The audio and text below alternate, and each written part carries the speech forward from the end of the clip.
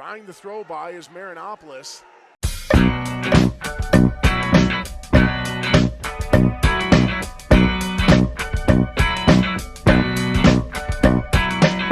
Time was drifting, this ride got to roll. So I hit the road and made my getaway.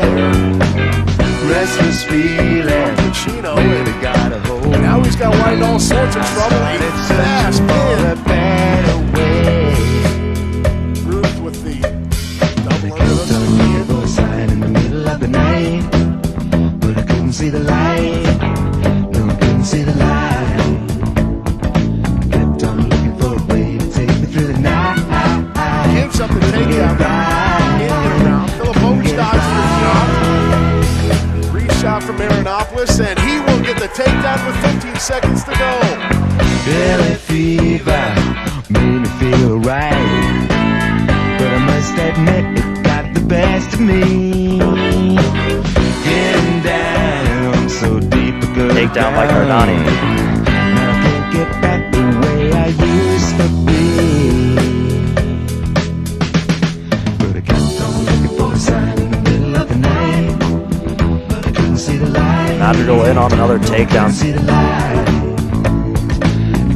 Chino just muscles him over with an underhook right to his back. Couldn't get it right. Couldn't get it right.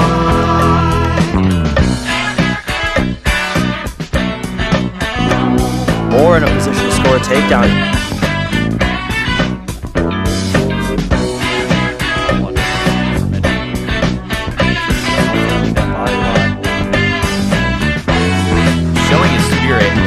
New York City took me with the tide, and I nearly died from the hospital. Welcome to the next edition of Coach's Corner. You know, we got Coach Mike Poeta, but here it is, right? Got to do that intro. The best Italian accent in the NCAA. Sometimes confused as the star of the Bronx Tale, and known in Highland Park as Coach Forget About It, Mike Poeta. Great intro. Thank you. Bronx Tale is one of my top 5 favorite movies. Well, I told Greg, I said, you know, we missed a golden opportunity. We could have sold Coach's Corner Mike Poeta shirts at the Mafioso reunion in Evanston between the Poetas and the Pacinos on Sunday. Absolutely. There were a lot of vowels at the end of last names at that duel. You know what? Let's get right into it, Coach. And we're going to start backwards. We're going to start from Sunday and work our way back to Friday, because Sunday was awesome, fireworks, and you know, you and Coach Storniola were, you know, chirping at each other, and you know, something got into Justin Oliver. I'm not sure, you know. So, you know, walk us through that Northwestern duel, and then we'll hit on some of the victors in that one. Us against Northwestern is always a big deal. This is one we really wanted, especially the way that it was kind of like canceled. We had to go up to them. It was a dual meet later on in the season than I wanted. I thought we were going to be done at Purdue, so this was a late addition. It's always heated between us and the Purple School, and let's say like the overall entertainment of that duel, kind of the climax at the end of it, the way it finished, it was unbelievably exciting. I think the fans got a great show. There's a lot of positives from the duel from our guys. There were some that weren't so good, but beautiful ending. Peter Marinopoulos, what a warrior to close it out like that for us. He got a bad ankle sprain 20 seconds into the match, and he was hurting, but he looked over at his teammates, he looked over at his coaches, he looked up in the stands, all those people you're talking about, his family, and he had no quit in him, and he ended up winning that duel for us. So I got to give a lot of credit to Peter Marinopoulos. Now, a lot of guys did a great job leading up to that moment, but what a warrior Peter was at the end. And then, yeah, there was some drama at the end. At this level, we're so competitive. Whether we knew these other coaches growing up, whether we had friendships and relationships, whatever it is, we're during these meets, we're competitive. We want to win, and there's absolutely friction, and there was a lot of friction during that duel. One thing for me, I will never say anything towards the other coaches or towards the other wrestlers ever, unless they start it. unless they instigate it, and then I'm coming their way because I'm defending my guys. You don't need to say anything in my direction.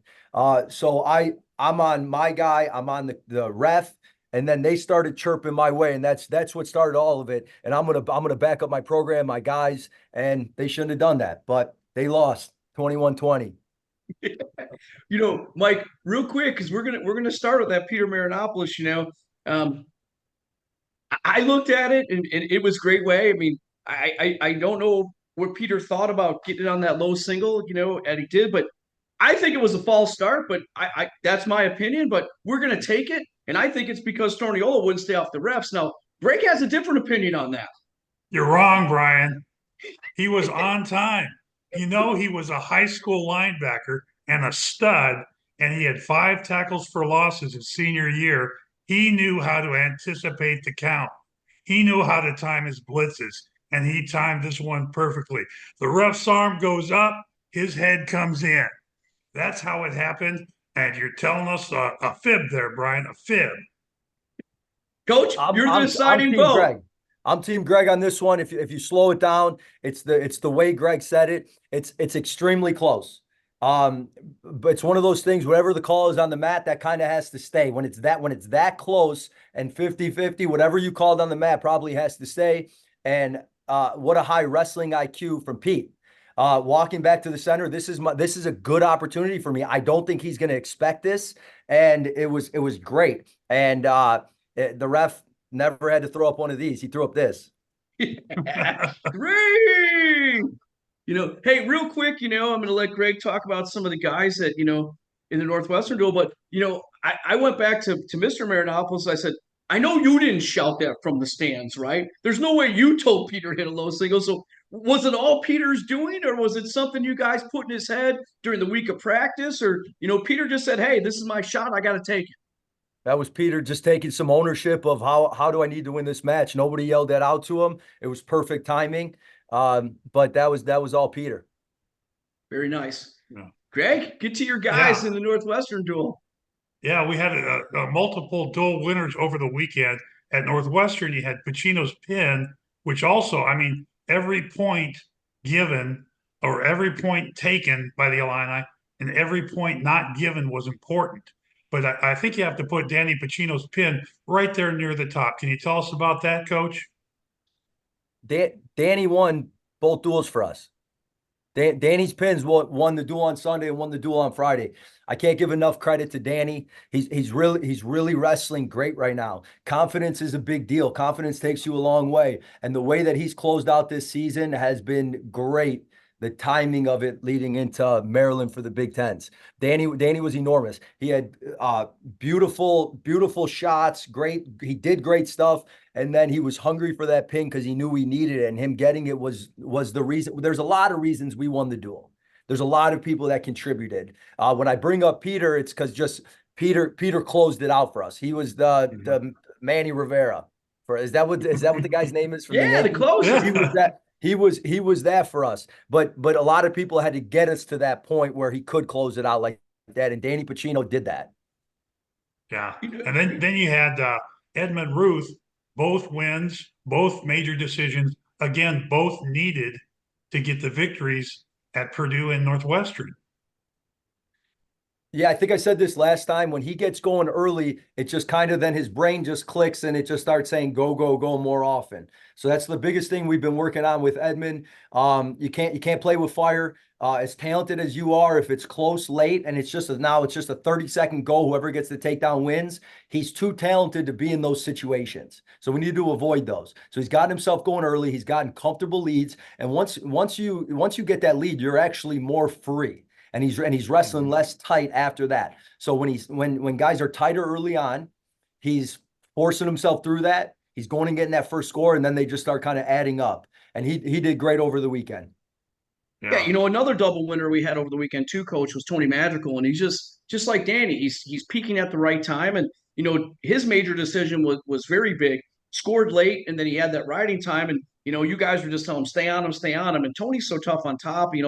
Talk about where Tony's progression is and, how important he's been over the last 6 duels that you guys had. Yeah, I think Tony's in a very similar boat of Pacino. I think they're on the rise at the right time. I think they're gaining confidence at the right time, and they're hungry. They're both we since the duel, we have not had a wrestling practice yet. We got 3 weeks to the Big Tens. We had not taken 2 days off in 7 weeks. It was just one day to recover because then right away now you got another duel in 3-4 days. So now we got some time to recover, kind of do it right. And Pacino and Tony have already been in the room working out long before we had anything scheduled. They're hungry. Yeah. It's great right now. We got a team of hungry guys. I know wrestlers are hungry, literally, but these guys are they have this inner drive, this inner hunger right now. Yeah, and other winners that you had at Northwestern included Cardani.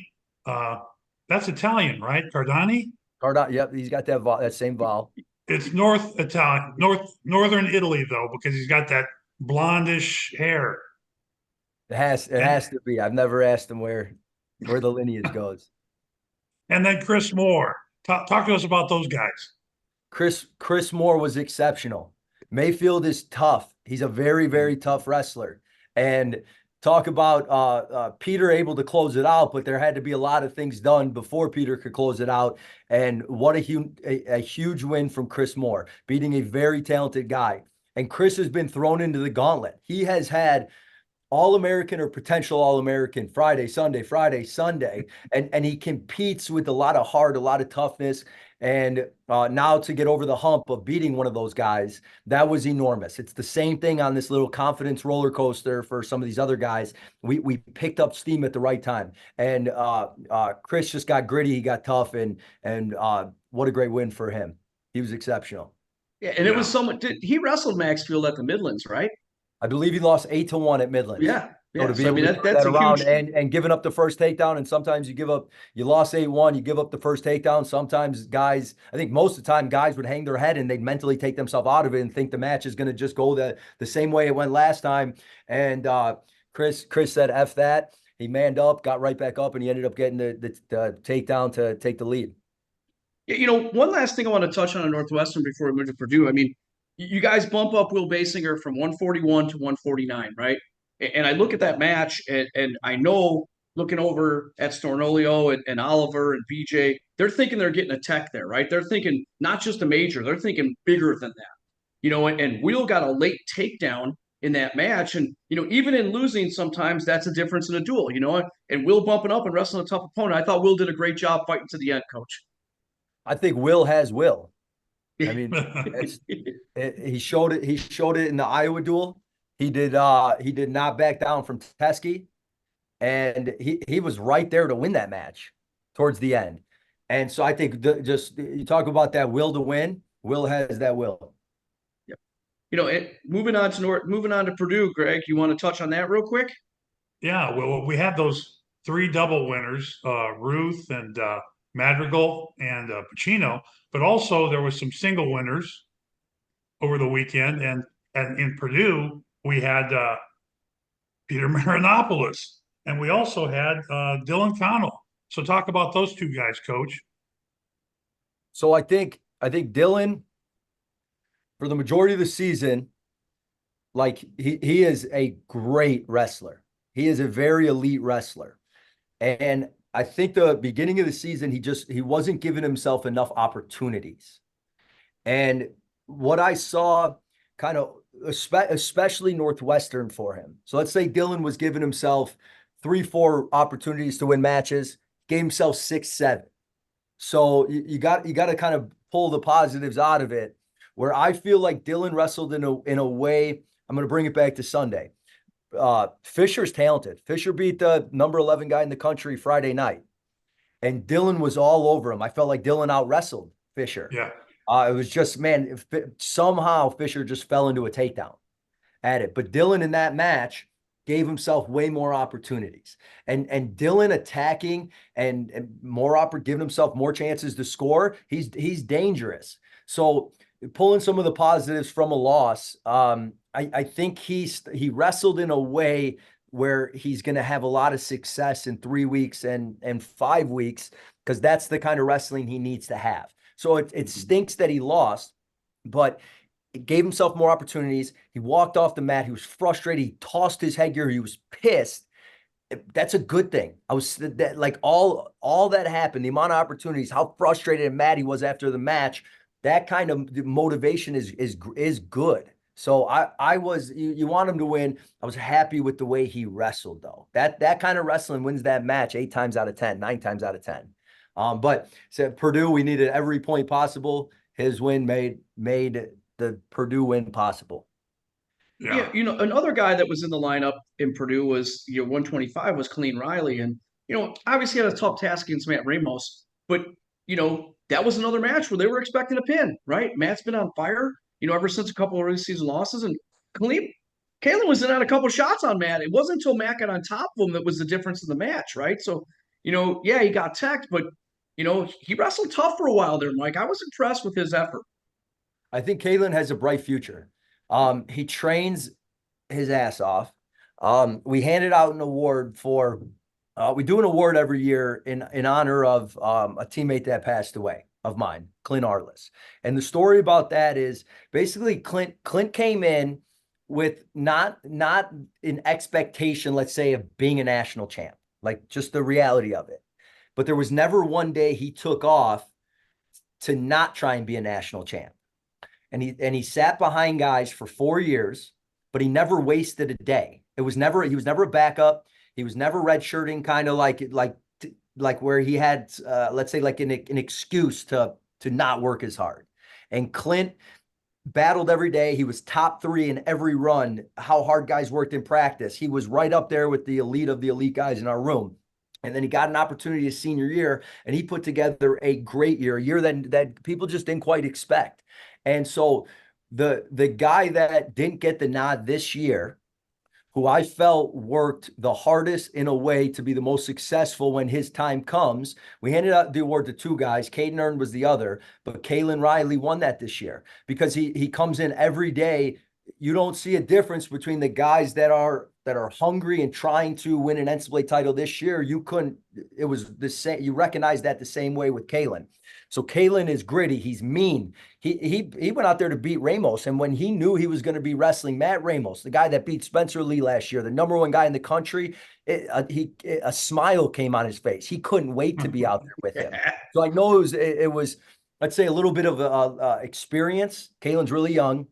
Wrestling a way older guy that's ranked #1 in the country. So I think just some experience came into play with that top bottom stuff, but Kaylin did not back down. And that's what we're looking for, to not back down from anybody. Go out there to beat them. Everybody's beatable. They're just a man. And Kaylin really kind of had that in him for that match. So he walked off again. Every point matters, and proud of him, the way he's been training all year and what his future can be.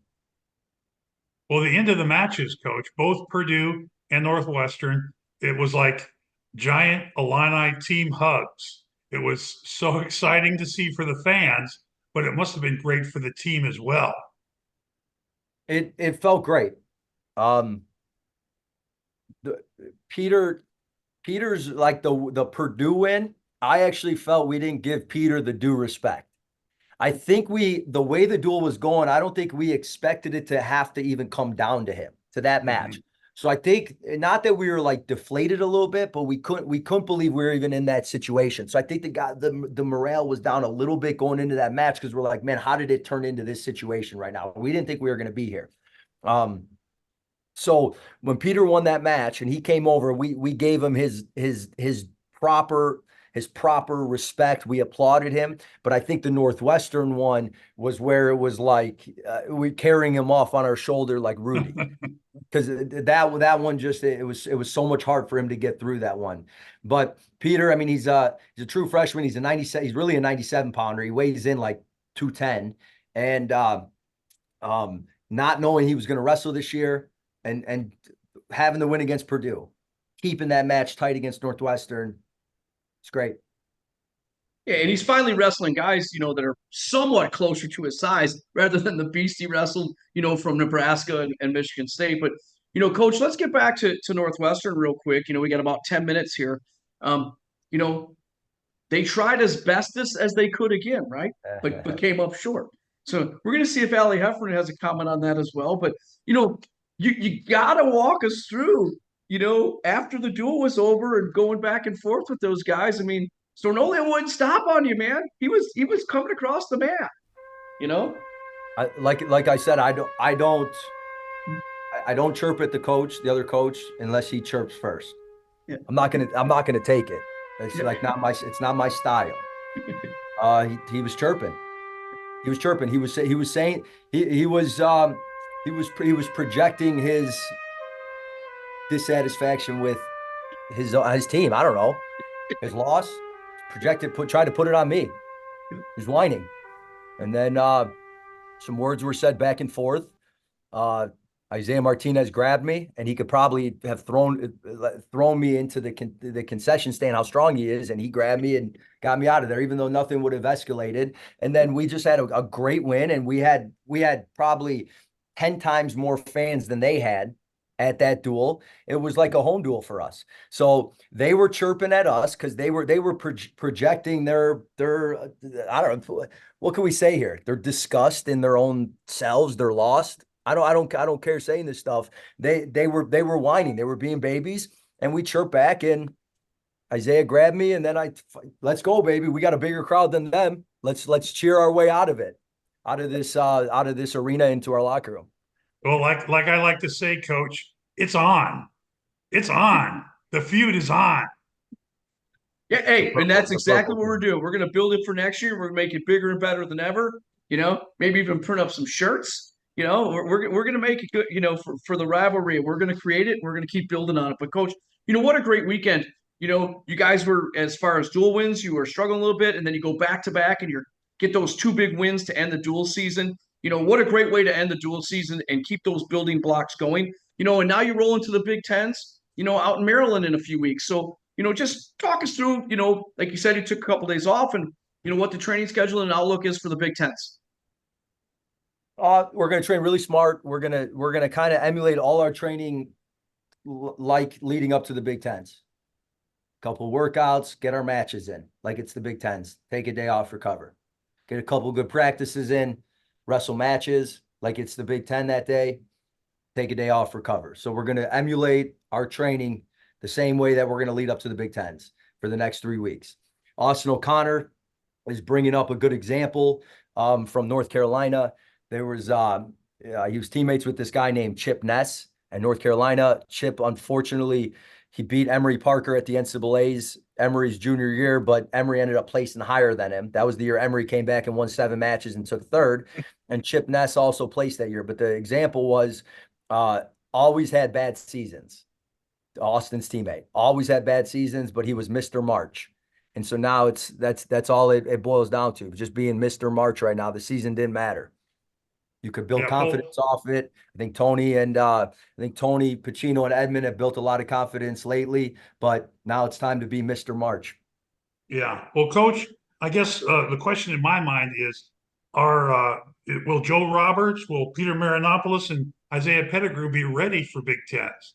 That's the plan. That's the plan, and that's the reason that I did not want to have the dual meet this weekend. Which, like the Big Ten, when the duel with Northwestern was canceled, they gave us options, and one of them was wrestling this coming weekend. And I wanted more time to recover and prepare for the Big Ten, so that went into the decision of us going up there this year to wrestle them earlier on, because I felt like it lined up better for our training and preparation for the Big Ten. And absolutely the plan right now is for Joe, Isaiah, and Peter to go. Yeah. So Peter had a heavily sprained ankle, and that's going to be recovered. He's going to be able to condition himself in time. Yeah, ankles tend to heal pretty fast. We have like a great sports medicine staff, and Peter's gotten his x-rays, his MRIs, and been working on rehabbing for the Big Tens, and I think he's going to be okay. He's going to have to sit. He's going to have to sit a little bit while it heals, but I think he'll have enough time to be okay for the Big Tens. I think a good story for him is Eric Siebert broke his rib at the Big Tens and did not get on a wrestling mat from the Big Ten tournament until his first match at the NCAAs, and he won the NCAAs. So you don't get in your head about, man, my training was not exactly where it should have been leading up to this, not the same as my teammates. that doesn't matter. Now it's time to be Mr. March, and Eric Siebert did not get on the mat for 2 weeks and won 5 matches in a row and won the NCAAs. So if you're nursing injuries and you're still working hard on the bike and all your other stuff, you could still be fine. Yeah. You know, Coach, I'm not gonna let you go without giving credit to the very, very important person that helped you win that duel. The best trainer in the Big Ten, Jeff Janelle, with that magic tape he put on Peter's ankle, man. Talk about Jeff's role and what a great job Jeff does with all your guys, because he's fantastic. I think the guys look at Jeff the same way that they look at the coaching staff. I think they have great relationships with him. They love him. They spend guys spend a good amount of time with him, with getting taped up, getting treatment. So there's a lot of one-on-one interaction with them. I think the guys have built a great relationship. And when they look over in the corner and it's the coaches and Jeff sitting behind us, I think it's just like totally the umbrella over all of us is guys that our wrestlers really respect, really trust. And yeah, he went like old school kind of football style, just wrapping around that thing. Not enough time to take his shoe off and do it. We were running short on injury time, and Peter had to take his second injury time, and he was hurting. It was all kind of necessary, and it gave the Northwestern guy an extra point when he had to do the second one, and but he gutted it out. And our trainer is great. Our guys love him. Yeah. And he's cleanly shaven. He got rid of all of his hair too. He looks good. I'm jealous that he can look good with no hair, because I'm scared for when that point comes for me. I had a question, Coach, about Mr. February. You had a bunch of them who were Illini commits at the IHSA tournament. They look so darn good. And I want you to tell us a little bit about that, or what you can, and then also about the state of Illinois wrestling, because I saw a lot of great young kids. It was a great weekend for the guys that signed with us. I can talk about those guys. Joey Ruzic, Jaden Clone, Marco Ivanisevic. Joey Ruzic winning his 3rd title, Jaden Clone winning his 3rd title. And there is something to just feeling like a winner, like deep down ingrained, and I get it done. I stand on the top of podiums. So that just creates an inner belief. And yeah, I think Jaden was a little bit Mr. February. I think he had an up and down season, and he turned it on, and he looked great the whole weekend. Marco picked up an enormous win in the semis to make the finals, and we were so proud of him to be in the finals and the run that he had. Hopefully we get a state title coming up soon in Ryan Bennett. So the class that's coming in, they definitely Mr. February's, and I don't know when Ohio's is, if it's in March, but hopefully we get a little Mr. March in Ryan Bennett. And then just our state is stacked with talent. A lot of the talent in our state I wouldn't be allowed to talk about because they are not talkable about yet. But our state it's a top 5 state year in and year out, and we want to keep these kids here. Yeah, yeah. Coach, we got you out in just the right amount of time, right? So you go do your thing. We appreciate Coach's Corner. 4 minutes away. You guys are great. Yeah, we pushed it, but Coach, next year when Storniola comes to town, we're gonna tell him, man, forget about it.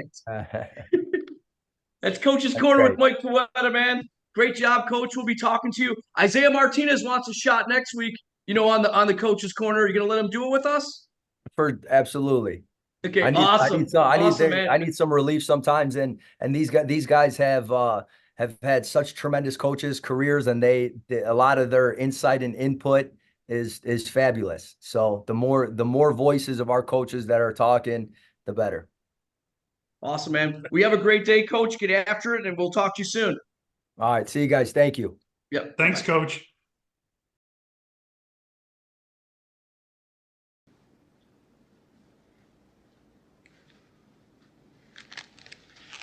I leave for New York tomorrow. Think about a price. Do you know who I am? I'm Mo Green. I made my bones when you were going out with cheerleaders. Wait a minute, Mo. Mo, I got an idea. Tom, you're the consigliere. Now, you can talk to the Don, you can explain... Just a minute. Don is semi-retired, and Mike is in charge of the family business now. Have anything to say? Say it to Michael. Mike, you don't come to Las Vegas and talk to a man like Mo Green like that. Fredo, you're my older brother, and I love you. But don't ever take sides with anyone against the family again.